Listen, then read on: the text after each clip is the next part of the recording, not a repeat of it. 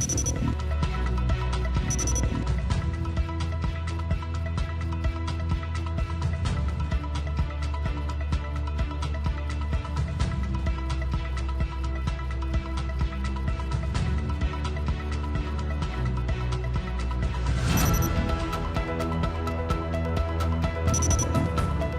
say again, I voted to disqualify Marcos Jr. because he was convicted of an offense involving moral turpitude.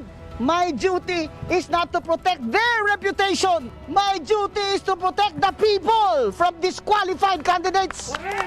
I don't care about their individual reputations. When we took office, this is a public trust. Ilabas mo na yan para hindi nila masabi na nasuhulan ka. Nasuhulan ka ba? Bakit hindi mo nilalabas? Kahit ano naman ang desisyon natin dito, aakyat din naman yan sa Korte Suprema. You heard COMELEC Commissioner Rowena Guanzon. She is challenging Commissioner Amy Ferolino, the ponente in the disqualification case against presidential hopeful Ferdinand Marcos Jr. to finally release their division's decision. Guanzon is accusing Ferolino of purposely delaying the release of the decision. In her separate opinion released today, Guanzon is adamant that Marcos Jr. committed moral turpitude in the non-filing of his taxes.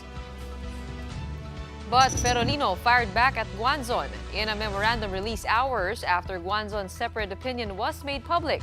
Ferolino told Guanzon to stop conditioning the public's mind that there is a delay when there's none. The ponente then turned the tables on Guanzon, saying her senior is destroying the credibility of COMELEC.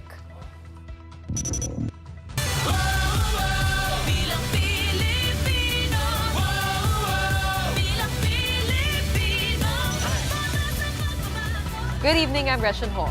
I'm Robbie Alampay. You're watching The Big Story. Is time ticking for COMELEC Commissioner Rowena Guanzon? As she nears her retirement, the COMELEC First Division has yet to release its decision on the disqualification cases lodged against former Senator Ferdinand Marcos Jr. Fear is her opinion will no longer hold water once the case is promulgated after her retirement. As a sign of protest, Guanzon just today made public her separate opinion. Mobile journalist Jacob Lazaro gives us a front seat to the big story.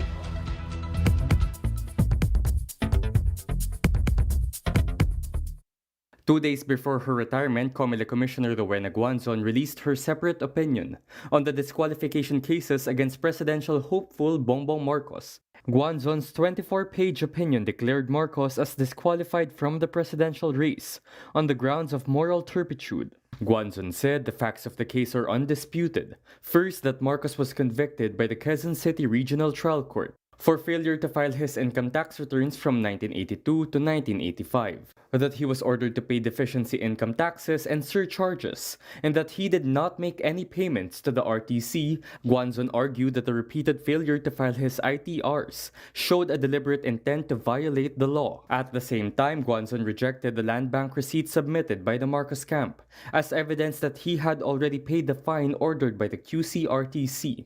Guanzon said the receipt was not machine validated, nor was it marked as payment for the court-ordered penalty. In fact, it was for payment of lease rental. Guanzon said she places more weight on the certification from the QC-RTC Branch 105 that there is no record of any payment made for the fines imposed by the court. Guanzon had her opinion released publicly in protest of what she called moves by the division ponente to delay the promulgation of the case beyond Guanzon's retirement on Wednesday. If anything, election lawyer Attorney Buco de la Cruz said Guanzon's controversial move has rattled the COMELEC. They have to be transparent. They have to release a decision and they need to explain why it's taking this long. Guanzon's action initiated calls from several lawyers to have her sanctioned, but de la Cruz says that it's highly unlikely. She's an impeachable officer. You cannot prosecute or punish an impeachable officer until he or she has been impeached. Mobile journalist Jacob Lazaro, we are One News. As the rift within COMELEC widens and deepens, how should the agency address questions over the integrity of its decision over the disqualification cases against Marcos Jr.? That big question and more with Attorney Howard Calleja, lawyer for martial law survivors. Attorney Calleja, welcome to The Big Story. Good evening at good evening sa inyong mga televiewers. Good evening po sa lahat. Attorney Calleja, first of all, let me get something clear because Commissioner Ferolino is saying I'm being accused of causing the delay when in fact there is no delay. Could we settle that first? Is there in fact a delay?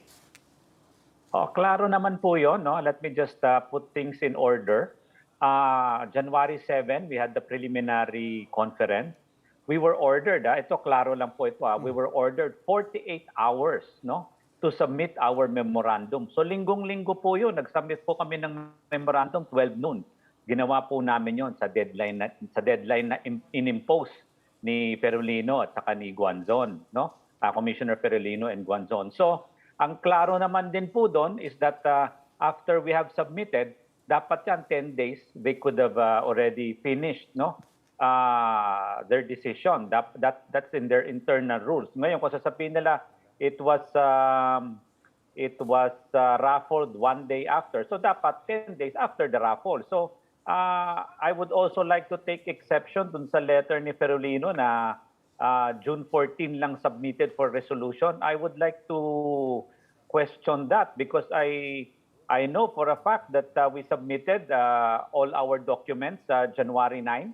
As I said, that is a Sunday, 12 noon. They asked us in pain of not accepting our memorandums that we submitted it, and then nag-raffle sila the next day, which is January 10. So dapat January 10 submitted na yan for resolution because yun yung day of raffle nila. Okay, well, in any case po, ito na po tayo. February 1 na bukas, February 2, retirado na po si Commissioner Guanzon at mababaliwala ang kanyang separate opinion. What options do you actually have beyond February 2? Well, sa amin naman kasi, being the lawyer, we will just wait for it and we will, although sa tingin namin talagang there is undue delay and with whatever is the revelation, I would say at this point, malicious delay. I would like to hope and trust that still there is cold neutrality with this case with regards to the commissioners. No, I would not like to insinuate anything, but I think the sooner they release it, the better it is for the Filipino people. Anyway, whoever is not satisfied with the decision, they can always seek remedies. No, there's always a legal remedy if they're not satisfied with the decision. What is important is we have a decision and we can proceed from there. Yes, but Attorney Calleja, let me just clarify something. You said two things. You said you do not want to impute anything, but earlier, I mean, just a few sentences before that, you did say you would now deem this as malicious delay. How do you reconcile those two? I would say that there is malicious delay, but I wouldn't say that, or I wouldn't go as far as saying there is some pressure or some let's say, persons behind this. Maybe the delay can be because one commissioner is not as savvy in writing the decision, or maybe is not as fast in writing the decision. But nonetheless, as I said, if we can do it in 48 hours, and I'm sure we also have as much load as they do. I run a law office and we do have a lot of cases, so I don't see any reason why they cannot do it within the time that they have set among themselves to finish the case. Okay, maraming salamat po, Attorney Calleja. That was Attorney Howard Calleja, lawyer for martial law victims and one of the petitioners in this case. But is there really a basis for Commissioner Guanzon's fear that her vote will not be counted? If we base it on a precedent, then the answer is yes. In 2001, in the case of Dumayas versus Comelec, Commissioners Manolo Gorospe and Japal Giani retired before the Comelec en banc decided on an election protest in Iloilo. The Supreme Court cited an earlier case, Jamil versus Comelec, where it held that a decision becomes binding only after promulgation. The Supreme Court also said if a voting judge or member of the court has vacated office at the time of promulgation, the vote is automatically withdrawn. So what does this mean for Commissioner Guanzon? If the promulgation comes after February 2, her vote might automatically be withdrawn or canceled. The votes that will count are those cast by the new commissioners. These are the other big stories tonight. No vax, no ride, no longer. The controversial policy will no longer take effect in Metro Manila and areas under Alert Level 2. Government agencies are investigating a supposed plot on TikTok to kill presidential aspirant Bongbong Marcos. And for the first time in history, the Philippines women's football team qualifies for the FIFA World Cup. A look back at their historic win after the break.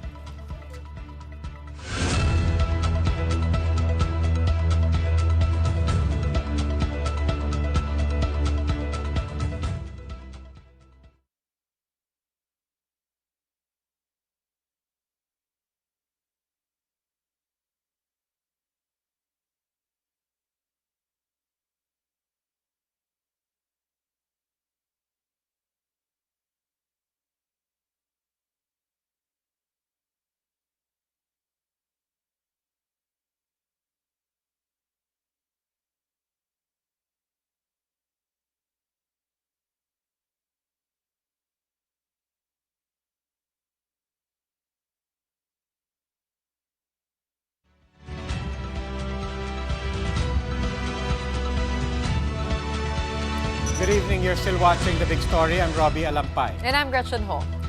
The no vax, no ride policy is automatically lifted in areas under Alert Level 2. That's including Metro Manila. But Transportation Department says drivers are still allowed to ask passengers to show proof of vaccination to ensure the safety of those on board. Mon Gualvez has this report. The Interagency Council for Traffic or IAC placed a checkpoint along Quirino Highway in Novaliches, Quezon City on Monday morning, one day before the automatic lifting of the no vaccination, no ride policy. This comes as Metro Manila reverts to Alert Level 2 starting February 1. But unlike before, they are more lax in its implementation. Authorities only asked commuters to raise their vaccination cards. They also did not look for other IDs to validate the vaccine cards. Nakikita naman po namin sa mga pasahero talaga sumusunod po sila. Para hindi na rin po sila masyado maabala. IAC said that there are fewer unvaccinated passengers and drivers apprehended in the past days. Wala na kami nakikitang walang dala noon. At wala na rin po kaming nasisitang sumasakay na unvaccinated or wala pong vaccination card. Some commuters were in favor of lifting the no vax, no ride policy, while others were not. Mas okay po kasi minsan nakakalimutan namin yung vaccination card eh. Mas okay nga yun, sir, kasi hindi na hassle sa katulad sa amin na commuter, lalo na pag ganito na medyo ano na ba, nagmamadali. Kailangan pa rin po ng vaccination card para ma-categorize po talaga kung sino yung mga vaccinated or hindi. IAC clarifies only the no vax, no ride policy will be halted starting tomorrow, meaning the implementation of the 70% seating capacity in PUVs continues along with other traffic rules. As restrictions ease, IAC reminds PUV drivers not to exceed the maximum cap of passengers. Ibinaba lang po yung alert level 3 to level 2, pero po yung seating capacity ganun pa rin po. Despite the lifting of the no vax, no ride mandate, the DOTr will still allow drivers to ask for vaccination proof to ensure the commuters' safety. For News 5, Mon Gualvez, we are One News. Metro Manila and 7 other provinces revert back to Alert Level 2 starting February 1.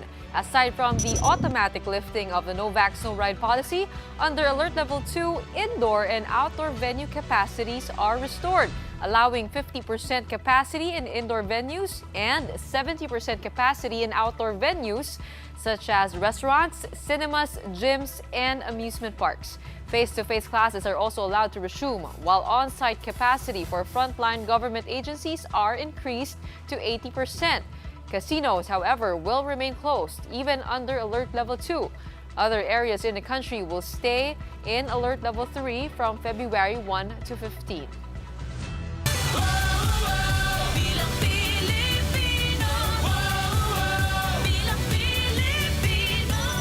Presidential aspirants are continuing to make the rounds, including Manila Mayor Isko Moreno, who just bared his 10-point economic agenda. Included in his platform is the creation of more road space to solve traffic. Moreno says the population in highly urbanized cities in Metro Manila, Visayas, and Mindanao will continue to grow and will therefore need more space as more people acquire vehicles. Moreno also vows to accelerate infrastructure building and promises 100% access to safe water by 2026. Meanwhile, presidential aspirant Senators Ping Lacson and Manny Pacquiao made appearances in the 5th anniversary of National Bible Day. Lacson gave a short message and shared his favorite verse on the Bible. Senator Manny Pacquiao personally attended the same event in Taguig. And Vice President Leni Robredo is set to submit a memorandum asking COMELEC to allow the Office of the Vice President to continue its pandemic initiatives during the campaign period. The OVP has been offering free mobile antigen testing, free teleconsultation services, and drive-through vaccination in various parts of the Philippines. Should the programs be allowed to continue, VP Leni says she will make sure that the program will not be linked to her campaign. Get to know more about our presidential candidates and their platforms. Catch the Panata sa Bayan Presidential Forum in collaboration with the Kapisanan ng mga broadcaster ng Pilipinas on Friday, February 4 at 9 a.m. right here on Signal TV, channels 8 and 250. The forum will also be available on Signal Play.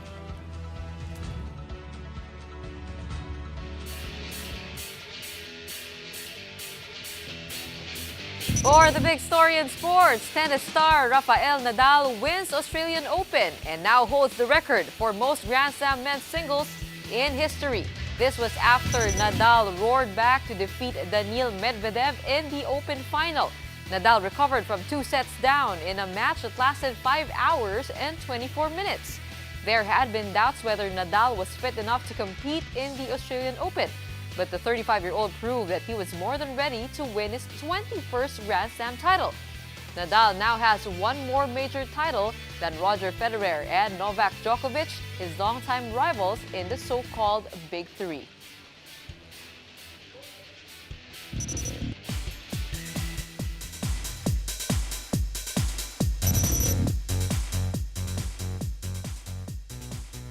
Miss USA 2019 Chesley Christ has died at the age of 30. The beauty queen and lawyer was found dead on the street after falling from a 60-story high-rise building in Manhattan, where she resides. Last seen on the 29th floor of the terrace, police reports confirm Christ's cause of death as suicide.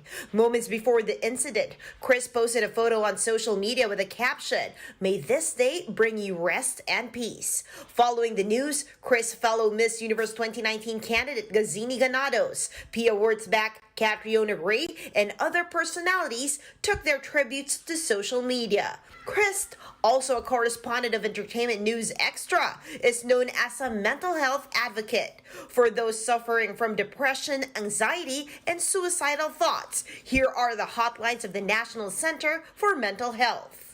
For News 5, MJ Marfori, we are One News. Time for another quick break. When we return, the Department of Justice pushes for a probe on a kill plot on TikTok, which allegedly targets to assassinate presidential aspirant Bongbong Marcos. The House panel found no overpricing of COVID-19 supplies by the Department of Budget and Management, but moves to abolish PS-DBM. And a once-in-a-lifetime opportunity for the Philippines women's football team as they secure a spot in the FIFA Women's World Cup. The details of how they made her story after the break.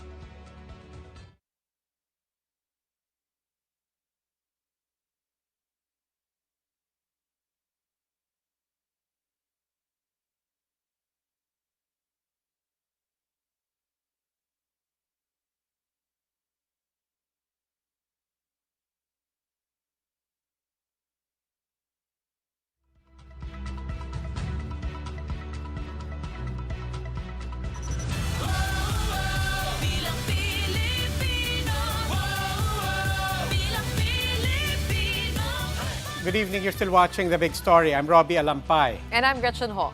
The Justice Department is now looking at an alleged assassination plot on TikTok. The supposed target, presidential aspirant Bongbong Marcos. True or not, the DOJ says the threat is not to be taken lightly. Marlene Alcaide with this story. In this TikTok post, a user claims to conduct regular meetings. The agenda, assassinate presidential aspirant Bongbong Marcos. Upon getting wind of the post, the Justice Department's Cybercrime Division immediately triggered an investigation. The DOJ has instructed the NBI to verify the post and to preserve the TikTok account. Justice Secretary Minardo Guevara says such threats should be taken seriously. The NBI has already met with the department's Cybercrime Division. I already instructed the chief of our cybercrime division to coordinate with the DOJ cybercrime in the person of, I think, Attorney Zamora. Yes, sir. So that he can get some of the details so that he has something to work on this case. The PNP, for its part, is conducting its own separate investigation. Our commitment is to secure everyone, and our commitment is for a peaceful election. If there is such a report, we will work on it. We will task like anything that is we are receiving, automatic po pinapa-verify namin yan, hindi ho namin basta iniiwan. TikTok took immediate action and banned the user's account. The video sharing app said promotion of violence has no place on their platform and that they are now cooperating with the NBI. Marcos Jr.'s camp welcomed the DOJ's swift action. For News 5, Marlene Alcaide, We Are One News. The House Blue Ribbon Committee says it found no overpricing in the COVID-19 supplies procured by the Department of Budget and Management, but they are recommending the abolition of the PS-DBM. According to the panel's chairperson, Representative Michael Aglipay, PS-DBM's procedure on emergency procurement followed the rules and regulations and that the agency has outlived its purpose. The House panel also recommended that charges for syndicated estafa be filed against family executives, but spared President Duterte's former economic manager, Michael Yang.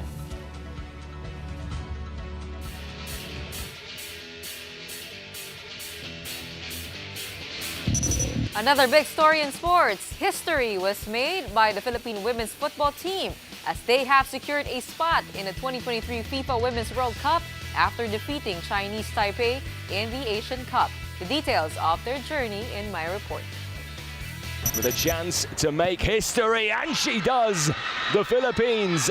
It was as dramatic as it could get. After 120 minutes and a penalty shootout, the Philippines booked their ticket to the 2023 FIFA Women's World Cup for the first time in history.